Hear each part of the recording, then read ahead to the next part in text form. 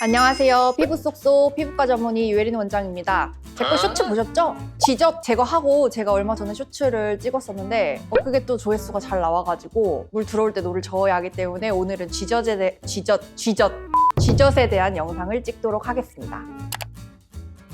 지젖은 피부에 생기는 양성 종양으로 보통 마찰이 있는 부위에 호발을 하는데 이를테면 눈꺼풀이라든지 아니면 겨드랑이 그리고 저처럼 목 혹은 사타구니 등등에 잘 생깁니다. 근데 쉽게 말하면 이게 덧살 같은 거죠. 불필요한 살.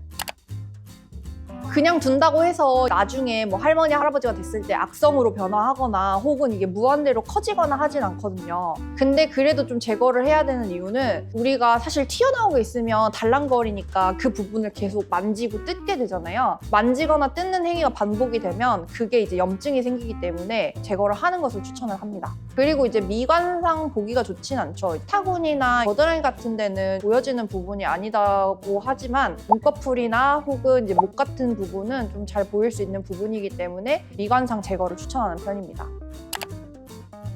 쥐젖은 마찰과 연관이 있기 때문에 그렇게 이제 아까 말씀드린 그런 호발 부위에 잘 생기고요. 그 이외에도 임신 등의 호르몬 변화 때문에 생길 수가 있어요. 저 같은 경우에도 이제 임신을 했을 때 한 2, 3분기 되니까 이제 좀 살이 찌기도 하고 여성 호르몬이 많이 나오다 보니까 겨드랑이나 이런 부분에 샤워를 하는데 뭐가 잡히더라고요. 그래서 이제 보니까 쥐젖이었어요. 그 이외에도 당뇨 혹은 인슐린 저항성, 대사성 증후군 등 다양한 질환이 있을 때에 쥐젖이 생길 수가 있습니다. 가장 흔한 원인은 보통은 마찰이기 때문에 살이 찌면 조금 살길이 이렇게 부비적거릴 수 있기 때문에 살이 찌면 또 쥐젖이 호발하는 편입니다. 보통 이제 피부에 튀어나온 다른 것들과 감별이 필요한데요. 피부에 오돌토돌하게 좀 생길 수 있는 것들은 비립종이나 편평사막이 피지가 박혀 있거나 그 이외에 뭐 항관종 등 양성 종양과 감별을 해야 되고요. 비립종 같은 경우에는 보통은 이제 약간 진주알 같은 게 박혀 있는 게 비립종이라 쉽게 육안상 구별이 되고 쥐젖이랑 사마귀 같은 경우는 조금 전문가의 이제 조언을 받아서 구별을 하는 것이 합리적인데 아무래도 사마귀 같은 경우에는 바이러스성 질환이기 때문에 번질 가능성이 좀 높거든요. 그래서 여튼 두 개를 잘 감별을 하고 제거를 하는 것을 추천합니다.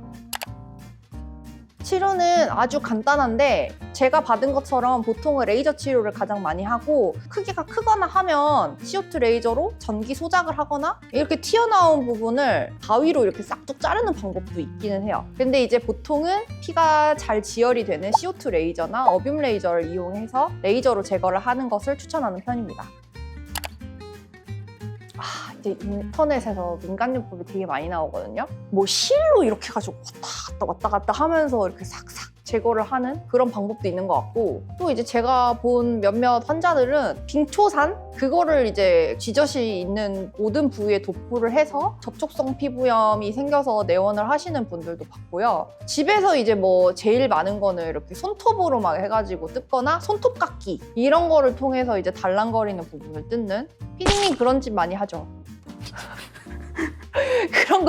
그런 부분들이 진짜 안 좋거든요. 왜냐면 레이저로 간단하게 제거가 가능한데 그런 방법들은 되게 비위생적이고 감염의 위험이 높단 말이죠. 그리고 이게 전문가가 아니기 때문에 딱 그 덧살만 제거를 해야 되는데 덧살을 포함한 이제 정상인 조직까지 움푹 이렇게 한단 말이죠. 그러니까 상처가 더 커질 가능성이 높습니다. 그래서 쥐젖이나 이런 부분들은 이런 민간요법에 의존하지 말고 꼭 피부과 전문의와 상의 후에 제거를 하시는 것을 추천합니다. 배보다 배꼽이 더 커집니다. 쥐젖이라고 하는 게 사실 완벽하게 예방을 할 수는 없습니다. 그렇긴 하지만 피부의 마찰을 줄이고 우리가 살을 찌지 않도록 노력을 해야겠죠. 비만은 만병의 원인입니다. 피디님 몇 킬로 쪘죠? 아직 과체중에 선을 간당간당하고 있어가지고 아직 25 미만인가요? 네. 네, 다행입니다. 과체중도 위험이 된다. 쥐젖은 치료를 하지 않는다고 해서 이게 방치를 한다고 해서 악성화가 되거나 무한정 커지거나 하진 않지만 미관상 보기 좋지 않고 달랑거리기 때문에 이제 손으로 조금 뜯거나 자극하는 행위를 하면서 2차 감염이 우려될 수가 있습니다. 그렇기 때문에 쥐젖을 발견하고 피부에 뭔가 오돌토돌하게 생겼다 하면 피부과 전문의 진료를 보신 이후에 제거를 하는 것을 추천합니다. 이상 피부 쏙쏙 유혜린이었습니다. 안녕.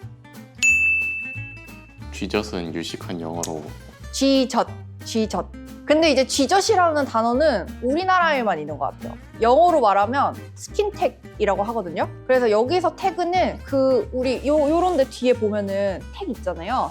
달랑거리는 뭔가 그런 거를 좀 의미를 하는 것 같고, 보통은 이제 쥐젖, 참 누가 지었는지 잘 모르겠는데 정말 딱 보면은 아, 이름 참 잘 지었다 생각할 정도로 네, 아주 적절하게 뭔가 크지도 않고 작지도 않고 약간 그런 느낌으로 잘 지은 것 같습니다.